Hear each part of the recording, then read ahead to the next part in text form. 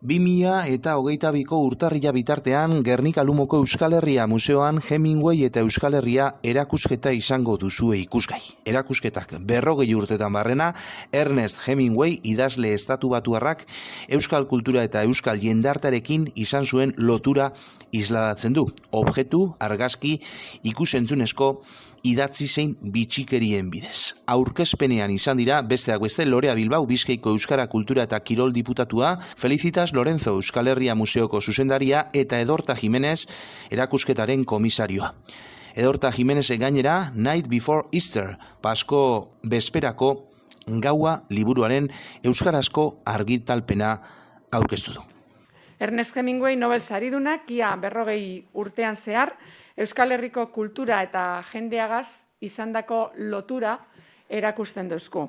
Eta horretarako batu dira hainbat objektu, argazki, ikusentzunezko, batzuk gainera ikusentzunezkoi dagokienez be batzuk sekula ikusi ez direnak, margolanei buruz batzuk beste toki batzutatik ekarritakoak, Arte Ederretako museoak ere parte hartu da, baita ere Euskaltzaindiak faksimil batzuk eta eskuratzen, hau da, lankidetza edo elkarlan handia be badago erakusketa hau antolatu alizateko eta hori be uste dut azpimarragarria dela. Erakusketa gainera, kasi urte betez izango dugu, datorren urteko urtarrilera arte izango dugu abian, espero daigun egoerako bera egitea eta udatik aurrera jentea be etortzeko moduan izatea eta bizitari kopurua, hurbildu alizatea. Eta ez bakarrik erakusketa hori, erakusketagaz batera badago beste harribitxi bat be gaur erakusten duguna. Eta hori da Nights Before Easter, Basko bezperako gaua, liburua euskaraz irakurri alizateko aukera. Hauxe da liburua, inglesez egon izan dana, euskaraz. Beraz, gaur bi primizia. Lehenengo primizia, erakusketa bera, sekula ez da egin horrelako erakusketa bat Hemingwayren 40 urtetako lotura hori Euskal Herriagaz erakutziz, eta sekula ez da, lehen aldiz dago, oraintxe itzuli dalako, liburu hau ere Euskarara itzulia. Ni Lorearekin ados nago, hori eskerrik asko hemendik pasatu den jendea eta aurrera eraman izan duten Euskal Herria Museoa.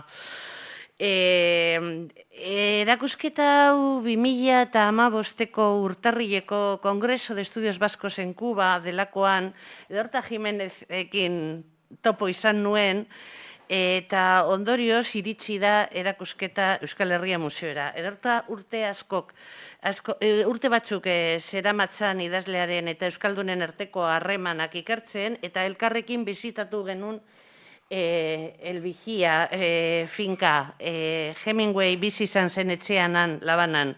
Bizita horrek piztu zuen Hemingway eta Euskal Herria izeneko erakusketaren txinparta.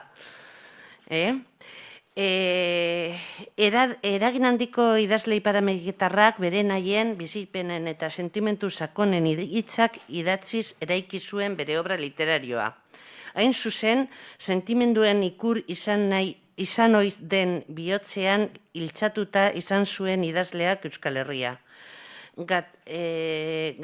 Gaztetik heriotzara. Erakusketa honen bidez Nobel saridunak gure lurrearekiko izan zuen harremana erakutsi nahi dugu Loreak esan duen moduan. Frankismoan inork ez zuen Hemingway argazkietan atera bere liburu batekin. Ez zeuden itzulita, galazota zeuden, eta zeudenak zentzuratuta. Hau da realitatea.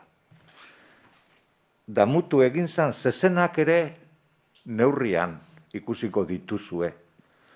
Horretara mugatu nahi izan dabe Hemingway.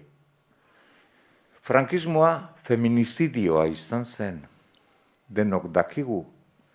Feminizidio horretan Hemingwayren inguruko emakume guztiak ezabatu egin ziren. Eta mujeriego ospea ipini zioten eutzoien ganean.